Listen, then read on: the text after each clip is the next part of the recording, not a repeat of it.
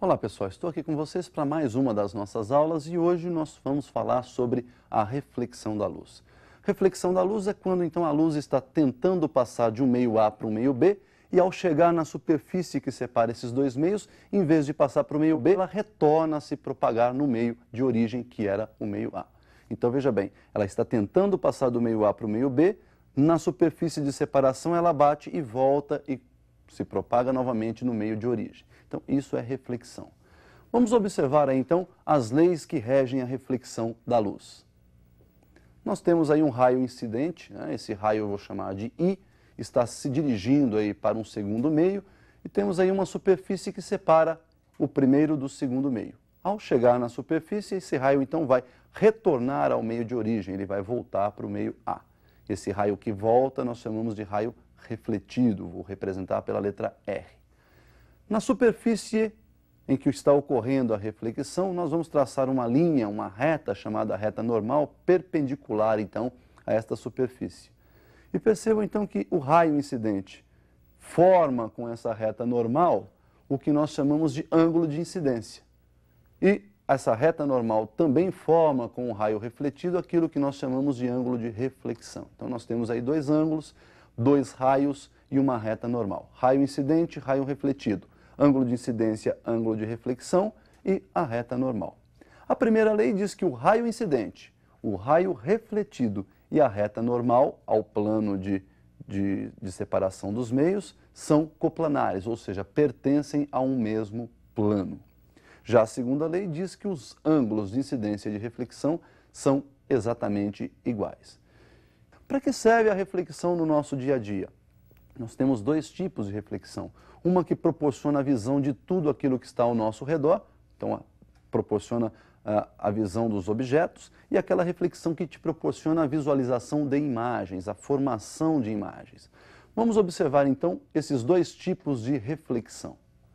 Nós temos aí a primeira reflexão que é chamada de especular. Especular vem de espelhos, né? Quando você tem uma superfície totalmente polida, totalmente lisa, sem nenhuma irregularidade, sem nenhuma aspereza, sem nenhuma rugosidade, os raios incidem nessa superfície e voltam, né, para o meio de origem. Mas olha que particularidade ocorre nessa reflexão. Se nós emitirmos para esta superfície alguns raios paralelos, ao tocar a superfície eles também vão refletir paralelos e, obviamente, obedecendo às duas leis que nós vimos anteriormente. Eles incidem com ângulo de incidência I, refletem com ângulo de reflexão R, onde os ângulos de incidência e os ângulos de reflexão são exatamente iguais. E, obviamente, os raios são todos coplanares junto aí às suas retas normais. O segundo tipo aí é a difusa, que é aquela que proporciona a visão, então, de todos os objetos. Essa difusa ocorre quando a superfície apresenta irregularidades. Você pode perceber, então, que mesmo emitindo raios paralelos, quando eles tocarem essa superfície que é irregular, eles vão sofrer reflexões em diversas direções. Ou seja, a luz, ao bater nessa superfície, ela se espalha e um raio toma direção diferente de outro e assim por diante. Nós vamos, nessa aula de hoje, analisar aí os espelhos. Nós vamos estudar primeiro os espelhos planos e depois os espelhos esféricos. Como seria a formação de uma imagem num espelho plano? Vamos observar então aí o nosso espelho plano. Então nós temos aí um objeto próximo a um espelho, esse objeto produz uma reflexão difusa e emite então luz em todas as direções e nós vamos tomar alguns raios para observar aí a sua reflexão no espelho. Tomando dois raios, eles vão sofrer a reflexão, percebam então que por incidirem com ângulos diferentes, eles refletem também com ângulos diferentes. E o cruzamento do prolongamento desses dois raios forma lá atrás do espelho a imagem daquele objeto. Então, para um espelho plano, nós temos a formação de uma única imagem que está atrás do espelho, à mesma distância do espelho que se encontra o nosso objeto. Portanto, se o objeto se encontra a uma distância x do espelho, a sua imagem está sendo produzida atrás do espelho a uma mesma distância x desse espelho. Observe, então, que o nosso objeto, por estar na frente do espelho, é considerado um objeto real e esta imagem, por estar atrás do espelho, ela é considerada, então, uma imagem virtual. Ela é formada pela projeção ou pelas projeções dos raios refletidos. Então, o que nós vimos aí foi a formação de uma imagem no espelho plano. nós podemos fazer algumas observações com relação a esse espelho. Por exemplo, nós podemos transladar o espelho mantendo fixo o objeto. Podemos transladar o espelho mantendo esse objeto em movimento. Vamos observar um caso em que o espelho está se transladando e o nosso objeto está fixo numa única posição. Bom, então nós temos aí um objeto situado a uma certa distância y de um espelho plano. Obviamente, então, você está observando que a imagem desse objeto está à mesma distância y, porém atrás do espelho. E nós vamos transladar esse espelho de uma certa distância x. Então, eu vou chegar esse espelho para a direita, distância que ele se desloca é x. E agora nós podemos observar que a nova distância entre objeto e espelho é y mais x. Por sua vez, conforme nós temos um aumento entre distância de objeto e espelho, a imagem também sofre um afastamento. E a nova distância entre imagem e espelho agora também é y mais x. Então veja que a sua nova imagem se deslocou em relação à primeira imagem. E essa distância deslocada nós vamos chamar de z. E podemos observar pela figura que se somarmos y mais z, nós temos a distância entre o objeto e a nova posição da imagem, a nova imagem. Por outro lado, se somarmos y mais x mais x, também temos essa distância. Então nós podemos fazer aí uma igualdade, y mais z igual a y mais x mais x. Bom, juntando ali os y's do lado esquerdo, eu tenho 2y mais z. Juntando y e x do lado direito, eu tenho 2y mais 2x. Então, subtraindo 2y dos dois lados da equação, nós temos 2y mais z menos 2y igual 2y mais 2x menos 2y. Resolvendo, então, essa relação matemática, nós temos que z igual a 2 vezes x. Bom, como vocês observaram, o nosso espelho transladou de uma distância x e a imagem transladou de 2 vezes x. Então, se o espelho translada de uma distância x, a imagem translada o dobro dessa distância, o dobro de x. Isso aí, então, é uma relação bastante importante, a translação de espelhos. Uma outra observação é quando nós podemos associar esses espelhos planos. Observe, então, a relação de associação de espelhos planos.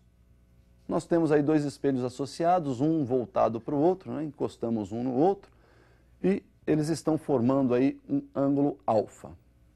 Se colocarmos um objeto aí entre os espelhos, esse objeto vai emitir luz para os dois espelhos, vão ocorrer aí algumas reflexões e nós vamos ter a formação de algumas imagens.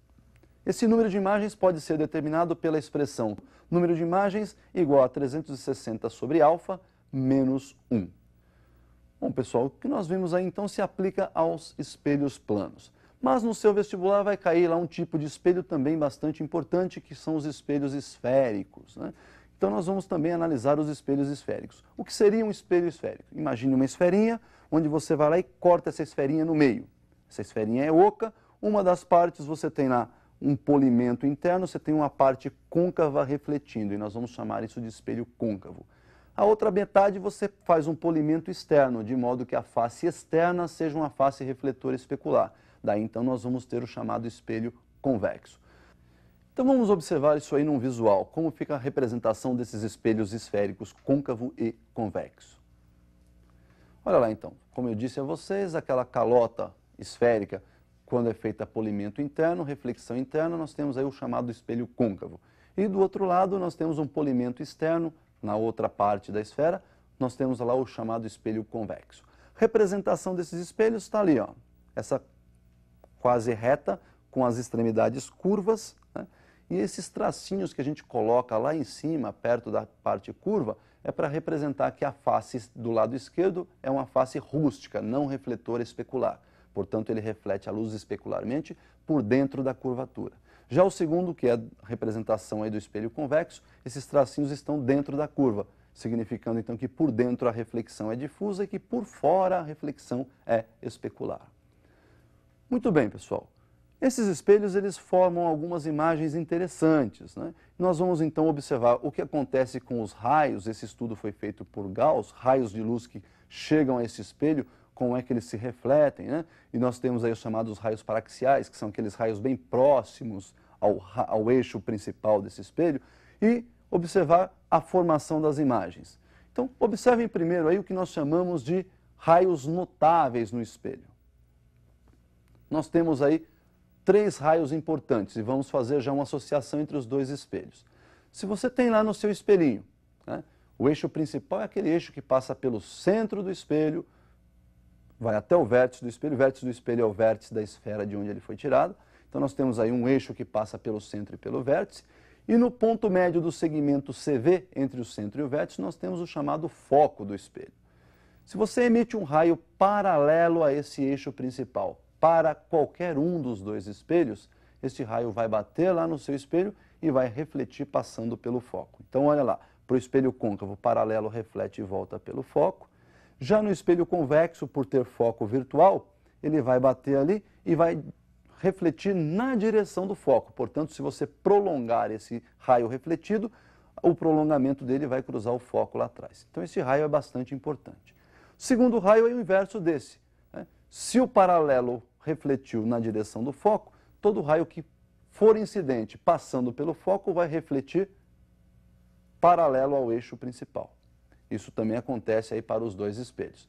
E por outro lado, se você tem um espelho onde a incidência é no próprio vértice, incidiu no vértice, vai refletir com o mesmo ângulo. Esses ângulos, então, formado entre raio incidente e eixo principal e raio refletido e eixo principal. Também se aplica aos dois espelhos. Bom, pessoal, esses raios notáveis eles são usados na construção das imagens. Nós vamos ver um exemplo de construção de imagens e vamos aí determinar as equações estabelecidas por Gauss aí para o espelho. Equação de Gauss para relacionar as coordenadas de posição de objeto, imagem e do foco do espelho, e ainda uma relação de ampliação para saber se a imagem foi ampliada, se ela foi reduzida ou se ela permaneceu do mesmo tamanho do objeto. Então observem na tela. Então nós temos aí um objeto diante de um espelho, olha lá, vou traçar um raio daqueles que nós vimos, notável, saindo da extremidade superior do objeto, tocando o espelho, portanto paralelo ao eixo, e refletindo na direção do foco. Um segundo raio saindo do mesmo ponto na direção do foco vai refletir paralelamente ao eixo principal. Nós temos então o cruzamento desses dois raios, a formação da nossa imagem, e observem que essa imagem então está diante do espelho, na frente do espelho, portanto trata-se de uma imagem real.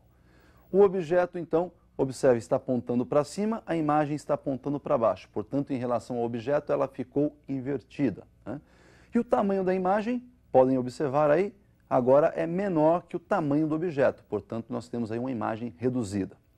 Então Gauss estabeleceu a seguinte relação, né? O inverso da distância focal igual ao somatório dos inversos das abscissas do objeto e da imagem. 1 sobre f igual 1 sobre p mais 1 sobre p'. Uma outra relação importante é da ampliação, para você determinar se essa imagem foi ampliada, ou se ela foi reduzida, ou até mesmo se ela permaneceu do mesmo tamanho do objeto. Ampliação igual a I sobre O. Esta ampliação também pode ser chamada de aumento transversal linear. Bom, esse aumento também, ou esta ampliação, pode ser dada por menos P' sobre P. Este menos P' sobre P aparece de uma relação de triângulos lá na construção de imagens, né?